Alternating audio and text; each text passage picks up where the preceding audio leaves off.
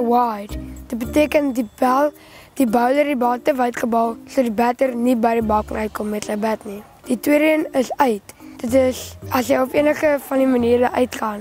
Die derde een is 'n bye. As die batter nie die bal raakslaan nie, maar hulle kry lopies van die bal af. Die vierde een is 'n no ball.